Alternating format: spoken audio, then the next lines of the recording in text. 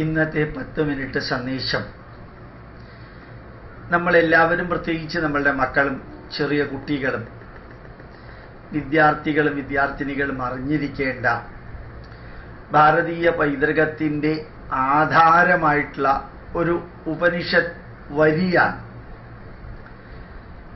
എവിടെയാണ് ഈശ്വരൻ, എവിടെയുണ്ട് ഈശ്വരൻ, ഒന്ന് കാണിച്ചു തരാമോ എന്ന് ചോദിക്കുന്ന കുട്ടികൾ, പ്രത്യേകിച്ച് അഡോളസൻ്റ് പീരീഡിൽ വരുമ്പോൾ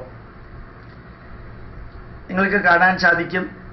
6ാം ക്ലാസ് കഴിഞ്ഞ് +2 ലെവൽ വരെ നമ്മുടെ കുട്ടികൾ, ചെറുപ്പക്കാർ, വിദ്യാർത്ഥികൾ പലതിനെയും വെല്ലുവിളിക്കുന്ന, എതിർക്കുന്ന, പുച്ഛിക്കുന്ന ഒരു ലെവലിലേക്ക് അവർ വളരും.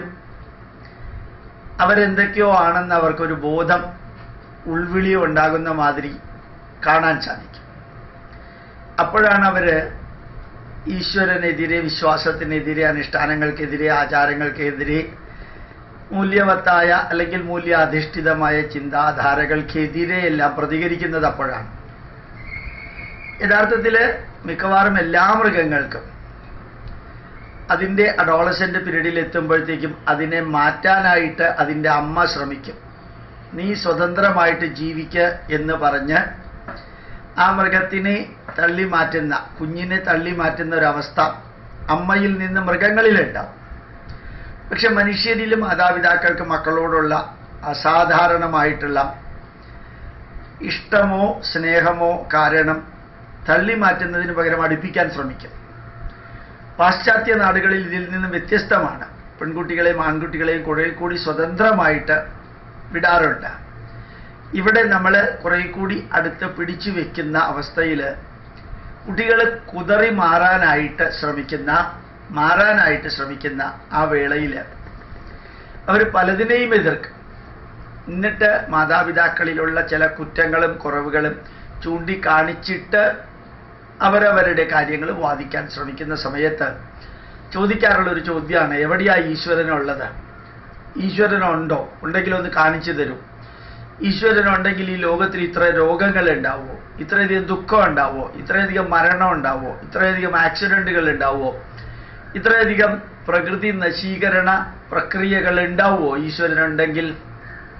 ഈ ചോദ്യങ്ങളെല്ലാം ആ ലെവലിൽ നമ്മൾ ഉൾക്കൊണ്ടുകൊണ്ട് നമുക്ക് കൊടുക്കാവുന്ന ഒരു ഉത്തരമാണ് ഉപനിഷത്തിലെ ചോദ്യം. ഈശ്വരൻ ഇലക്ട്രിസിറ്റി വയറിലുണ്ട്, അത് അനുഭവിച്ചറിയാനേ പറ്റുള്ളൂ. ആ ഇലക്ട്രിസിറ്റിയാണ് ബൾബിലൂടെ പോകുമ്പോൾ പ്രകാശമായിട്ട് വരുന്നത്, മൈക്കിലൂടെ പോകുമ്പോൾ ശബ്ദമായിട്ട് വരുന്നതും, എയർ കണ്ടീഷണറിലൂടെ പോകുമ്പോൾ ടെമ്പറേച്ചറായിട്ട് വരുന്നതും, അതുപോലെ തന്നെ പച്ചിരുമ്പിലൂടെ പോകുമ്പോൾ മാഗ്നറ്റായിട്ട് വരുന്നതും എല്ലാം, ചൂടായാലും പ്രകാശമായാലും ശബ്ദമായാലും മാഗ്നറ്റിസം ആയാലും ധാരാളം കാര്യങ്ങളായിട്ട് മെക്കാനിക്കൽ എനർജി ആയാലും കൈനറ്റിക് എനർജി ആയി മാറുന്നതെല്ലാം ഇലക്ട്രിസിറ്റിയാണ്. പക്ഷേ ഇലക്ട്രിസിറ്റിക്ക് ഈ ഗുണങ്ങളൊന്നുമില്ല. ഇലക്ട്രിസിറ്റിയിൽ പ്രകാശമില്ല, ഇലക്ട്രിസിറ്റിയിൽ ചൂടില്ല, ഇലക്ട്രിസിറ്റിയിൽ ശബ്ദമില്ല. ഇതൊരു സാമാന്യ ഉദാഹരണം മാത്രമാണ്. അഗാധതലത്തിലേക്ക് ഇറങ്ങി ചെല്ലുമ്പോൾ കൊടുക്കേണ്ട ഉത്തരമല്ല, എക്സ്പ്ലനേഷൻ അല്ല. മറിച്ച് സർവചരാചരത്തിലും നിലനിൽക്കുന്ന ഒരു ചൈതന്യം, അതിനൊരൊറ്റ വരിയാണ് ഉപനിഷത്തിലുള്ളത്. അണോരണീയാൻ മഹതോ മഹീയാൻ ആത്മാ ഗുഹായാം നിഹിതോസ്യ ജന്തോ. ഒറ്റ വരിയിൽ ഉത്തരമുണ്ട്. ഒരണുവിൽ വെച്ച് ഏറ്റവും ചെറിയ അണു, ഹൈഡ്രജൻ ആറ്റം എടുക്കുകയാണെങ്കിൽ അതിൽ S ഓർബിറ്റില്, P ഓർബിറ്റില്, D ഓർബിറ്റില്, F ഓർബിറ്റില്, അല്ലെങ്കിൽ K shell, L shell, M shell എന്ന് പറഞ്ഞ് ഇലക്ട്രോണുകൾ നിരന്തരം കറങ്ങിക്കൊണ്ടിരിക്കുന്ന ആ കറങ്ങുന്ന ചൈതന്യത്തിന്റെ പുറകിൽ പ്രവർത്തിക്കുന്ന ഒരു ചൈതന്യത്തെ നമ്മൾ ഈശ്വരൻ എന്ന് പറയുന്നു. ഈശ്വരൻ അതിലുണ്ട് എന്നല്ല, ആ അതിലുള്ള ചൈതന്യത്തിന്റെ പേരാണ് ഈശ്വരൻ എന്ന്. മഹതോ മഹീയാൻ. ഈ ഏറ്റവും ചെറുതു മുതൽക്ക് ഏറ്റവും വലിയ പ്രപഞ്ചത്തിൽ നോക്കുകയാണെങ്കിൽ ഈ സോളാർ സിസ്റ്റങ്ങളും ഈ ഗാലക്സികളും ഇതെല്ലാം ഇങ്ങനെ നിരന്തരം ജനിച്ചും മരിച്ചും ഇങ്ങനെ ബ്ലാക്ക് ഹോൾസ് ആയിട്ടും ഫ്യൂസ് ചെയ്തും ഫിഷനിലൂടെയും ബില്യൺസ് ആൻഡ് ബില്യൺസ് ഓഫ് വർഷങ്ങളായിട്ട് ഇങ്ങനെ കറങ്ങിക്കൊണ്ടിരിക്കുന്ന ഈ പ്രപഞ്ചത്തിൽ നിലനിൽക്കുന്ന ചൈതന്യത്തിനെയാണ് നമ്മൾ ഈശ്വരൻ എന്ന് പറയുന്നത്. ഈശ്വരൻ അതിലുണ്ടെന്നല്ല, അതിലുള്ള ചൈതന്യത്തിന്റെ പേരാണ് ഈശ്വരൻ എന്ന് പറയുന്നത്. പിന്നെ ആത്മാഗുഹായാം നിഹിതോസ്യ ജന്തു. 12 ലക്ഷം തരത്തിലുള്ള ജന്തുക്കളിലും 4 ലക്ഷം തരത്തിലുള്ള സസ്യങ്ങളിലും 80,000 തരത്തിലുള്ള വൃക്ഷങ്ങളിലും ഓരോ സൂക്ഷ്മജീവിക്കകത്തും നിലനിൽക്കുന്ന ആ ചൈതന്യത്തെയാണ് ഈശ്വരൻ എന്ന് പറയുന്നത്. ഈശ്വരൻ അതിനകത്തുണ്ടെന്ന് പറയുന്നതിലും തെറ്റില്ല. പക്ഷെ അതിനകത്തുള്ളതിൻ്റെ പേരാണ് ഈശ്വരൻ എന്ന് പറയുന്നത്. എങ്ങനെയാണോ കടലിലെ ഒരു ജീവിക്കകത്തും പുറത്തും വെള്ളം നിലനിൽക്കുന്നത്, ഒരു കടൽ ജീവിക്കകത്തും പുറത്തും വെള്ളം നിലനിൽക്കുന്നത്, അതുപോലെയാണ് സർവചരാചരങ്ങൾക്കകത്തും പുറത്തും ഇത് നിലനിൽക്കുന്നു. ഈ നിലനിൽക്കുന്ന ചൈതന്യം എന്ന ഈശ്വരൻ ഇല്ലായിരുന്നു എങ്കിൽ ആ ജീവി പ്രവർത്തിക്കുമായിരുന്നില്ല, അത് നിലനിൽക്കുമായിരുന്നില്ല, അത് ചീഞ്ഞളിഞ്ഞ് ഇല്ലാതെയാകും. അപ്പൊ നമ്മൾ അറിയാനുള്ളത് ഈ ഒരു ചൈതന്യത്തിന്റെ പേരാണ് ഈശ്വരൻ. ദൈവം അതിനകത്തുണ്ട് എന്നുള്ളതല്ല, അതിനകത്തുള്ള ചൈതന്യത്തിന്റെ പേരാണ് ദൈവം.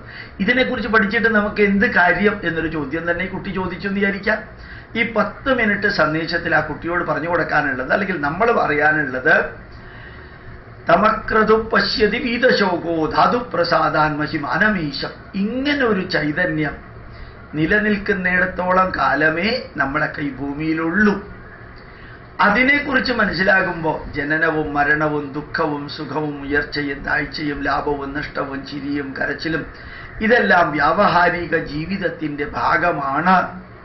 ഇതെല്ലാം വ്യാവഹാരിക ജീവിതത്തിൽ for every action there is an equal and opposite reaction എന്ന സിദ്ധാന്തത്തിന്റെ ഭാഗമാണ്.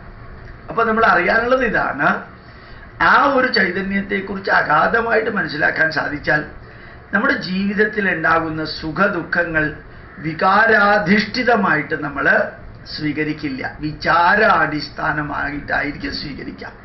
വികാര അടിസ്ഥാനമായിട്ട് സ്വീകരിച്ചാൽ ചിലപ്പോൾ നമ്മൾ എക്സൈറ്റഡ് ആവും, ചിലപ്പോൾ നമ്മൾ ഓവർ ഡിപ്രസ്ഡ് ആവും. രണ്ടും വേണ്ട. വിചാരാടിസ്ഥാനത്തിൽ സ്വീകരിക്കുകയാണെങ്കിൽ വലിയ പ്രശ്നമൊന്നുമില്ല.